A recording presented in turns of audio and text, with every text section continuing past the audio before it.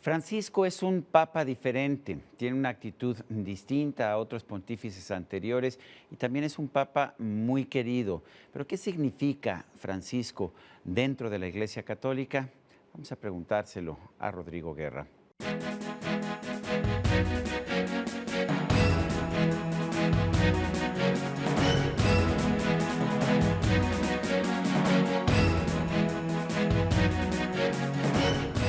Rodrigo Guerra es filósofo, es investigador del Centro de Investigación Social Avanzada. Ha escrito varios libros sobre cuestiones teológicas y algunos sobre la filosofía de los propios papas. Un hombre muy católico y un hombre también que tiene una gran apertura, siempre habla con nosotros. Me da muchísimo gusto tenerte como siempre, Rodrigo. Gracias, Sergio. Platícanos un poquito de Francisco, un papa jesuita, pero con ánimo franciscano, un papa que por un lado hace declaraciones en el sentido de que él no puede juzgar a los homosexuales, y es un papa que al mismo tiempo está pues estableciendo una serie de conductas diferentes a las de otros pontífices. ¿Qué tanto de eso es importante? ¿Qué tanto es mera superficie? Sí, me parece que es muy importante explorar el perfil profundo de Francisco. Es fácil a veces quedarse en la apariencia, En la en anécdota, el ¿no? rostro simpático de un hombre vestido de blanco y que conmueve multitudes. Creo que lo más importante para mirar su perfil profundo es entender que él es un hombre del Concilio Vaticano II y que vive en Latinoamérica el desafío que implica ser cristiano en un momento de reforma profunda de la Iglesia. Él se ha planteado que es un hombre que ha recuperado la opción por los pobres. ¿Qué significa esto? Sí, significa que en América Latina, digámoslo así, se hizo un descubrimiento que en realidad es un redescubrimiento de la doctrina profunda sobre la pobreza y la marginación desde el punto de vista cristiano. Los padres de la Iglesia, los doctores de la Iglesia habían escrito muchísimo. El propio San Antonio, ¿no?, uno de los primeros franciscanos, había explicado con gran claridad que Cristo está particularmente presente en los más pobres. Paulo VI ya también lo había refrescado diciendo que son sacramento de Jesucristo. Frases teológicas muy fuertes que significa que hay una especial presencia de Jesús en los más pobres, en su dolor, en su necesidad. Y ahora Francisco coloca ese tema muy en el corazón de la perspectiva pastoral de la Iglesia, no solamente por la necesidad evidente de atención social de los más pobres, sino por la necesidad evidente también de reforma al interior de la Iglesia en un momento en que muchas formas, personas, grupos han caído en modalidades de cristianismo burgués que distorsionan mucho el mensaje cristiano. Ha habido cuestionamientos al Papa Francisco. Se dice que es un papa anticapitalista. En Laudato Si, la encíclica, se opone al mercado. Dice que el mercado es el culpable de la pobreza, es el culpable también de la contaminación, cuando hay muchos historiadores y economistas que nos dicen que es todo lo contrario, que ha sido el mercado el que ha rescatado a tantos miles de millones de personas de la pobreza en los últimos 200 años. ¿Qué opinas? Sí, el Papa Francisco piensa que hay que tener una comprensión analítica y diferenciada de las economías de mercado en plural.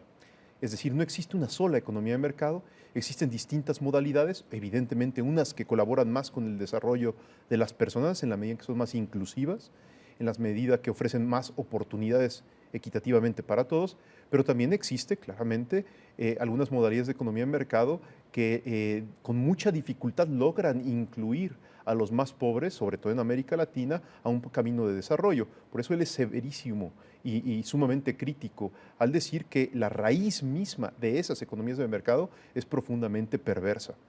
Esto no quiere decir que sea un enemigo del capitalismo. Pero eso suena. Si dices que el mercado es profundamente perverso, parece que eres enemigo del capitalismo y de la libertad económica. Sobre todo de las formas, yo creo que sí su juicio es fuerte, sobre todo de las formas de capitalismo y de economía de mercado que consideran que el mercado es el dinamismo sustantivo del desarrollo. Él tiene una idea muy clavada en el corazón y es que el desarrollo social es lo sustantivo y el mercado es lo adjetivo. ¿Qué significa esto? Que lo primero es que la persona en sus necesidades y en su justicia social sean atendidas y el mercado es un mecanismo de soporte. No al revés, cuando el mercado se vuelve lo sustantivo, entonces subordina, digamos, la justicia social y las cosas se vuelven sumamente problemáticas. Mucho se ha hablado acerca de las actitudes y posiciones éticas y morales del Papa Francisco. Llamó poderosamente la atención cuando en alguna ocasión en el avión, de hecho, que lo trasladaba de regreso a Italia, dijo que él no tiene por qué juzgar a los homosexuales cuando estos cumplen con la ley de Dios, cuando estos no Así le hacen es. daño a terceros. ¿Qué opinas de eso? ¿Y qué significa esto para la teoría moral de la Iglesia? Sí, a mí me parece que esta pregunta es muy afortunada porque sí nos permite llegar como al corazón del pensamiento de Francisco.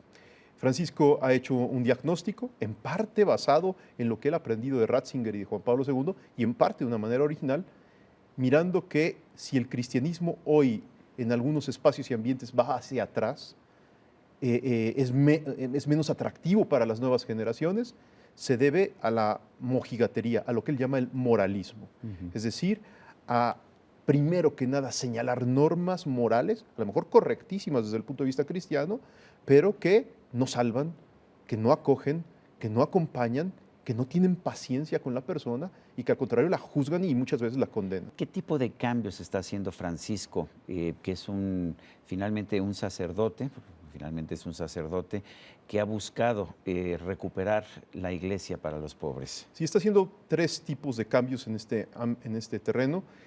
Uno en el ámbito personal, continuamente llamando a dejar una modalidad de cristianismo burgués, es decir, el creer que los ideales de la vida burguesa se identifican con los de la vida cristiana, pues no. El cristiano tendría que ser un hombre por propia voluntad y por propia decisión mucho más libre, y todos tenemos que aprender de eso, porque todos caemos en una u otra manera en un fácil acomodo más o menos confortable. Eh, entonces, el primer nivel es la llamada de atención personal. El segundo es la llamada de atención pastoral. Ha hecho llamadas muy fuertes a los obispos para que se acabe ya la idea del obispo virrey, del obispo cacique, del obispo poderoso que tiene un sinnúmero de autos blindados, muchas casas aquí y allá, y que vive realmente alejado del pueblo y que solamente lo ayuda o lo asiste dándole dádivas, pero no jugándose la vida junto con el pueblo y haciendo de esto entonces del Evangelio una propuesta increíble. Y el tercer nivel, que es ahorita el que ha tal vez atrapado más la atención de los reflectores y de los medios de comunicación, es el de la corrección estructural profunda. En la Curia Romana hay todo un equipo de reforma del sistema financiero del Vaticano. El cardenal Pell, obispo de Australia, ahora ya cardenal en la Curia Romana, está encargado de una nueva Secretaría de Asuntos Económicos que ha hecho una revisión muy profunda de la banca vaticana, de las inversiones del Vaticano, y se han descubierto cosas realmente muy trágicas, en donde de repente cosas que debían de ser utilizadas para la evangelización y para el servicio al pueblo se utilizan muchas veces para la vanidad o para el negocio de alguna persona o de algún grupo.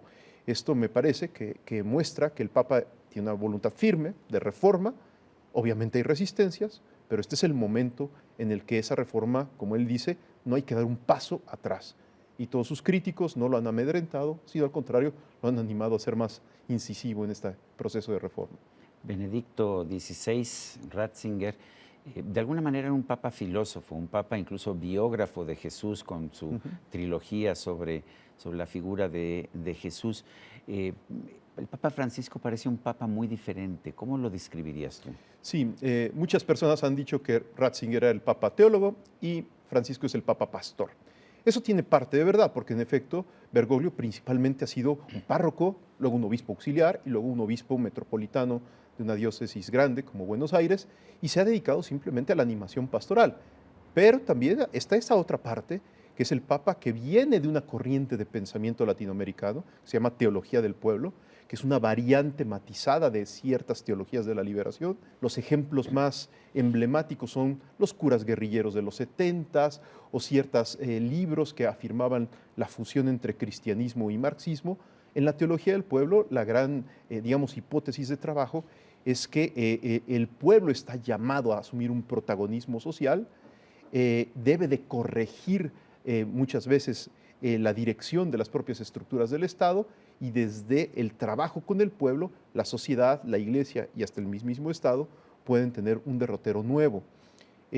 Esto ha sido realmente una de las cosas más potentes que ha caracterizado a la iglesia argentina en los últimos años. La el cristianismo crítico a Videla y a la dictadura brotó de ahí, de la teología del pueblo. Justamente Bergoglio se inscribe en esa tradición antiautoritaria. Él lo ha dicho, yo no soy un hombre de derechas y nunca lo he sido. Eso no significa que sea él entonces en una fácil geometría política un hombre de izquierda político-partidista, pero sí es un hombre que se sitúa con mayor simpatía en las causas populares y con una mayor cercanía a las preocupaciones del pueblo que sufre en América Latina que a las teologías de la prosperidad que él llama, que suelen justificar nuevamente modalidades de cristianismo burgués con citas bíblicas para tratar de edulcorar un poco el discurso. ¿Qué tan cercano es a la gente, Francisco? Sí, hay un fenómeno realmente muy sorprendente y es que Francisco logra conectar sobre todo con los más jóvenes y sobre todo con los jóvenes más alejados de la experiencia de la Iglesia. Cuando se han medido las simpatías y antipatías del pontífice, es muy impresionante el resultado, donde tiene mayor acogida, auge, se le celebra su palabra y su presencia, es en la revista New Yorker. Es en el New York Times, que acaba de reseñar su nuevo libro, es en los sectores más secularizados de las nuevas, digamos, tribus juveniles en las grandes urbes. Y donde hay más resistencia, curiosamente, es en los sectores conservadores de la Iglesia, que muchas veces no logran o no logramos entender que entre más ortodoxo es un papa, más reformador logra introducir un camino de renovación para la Iglesia. Percibo una gran simpatía tuya hacia Francisco en lo personal.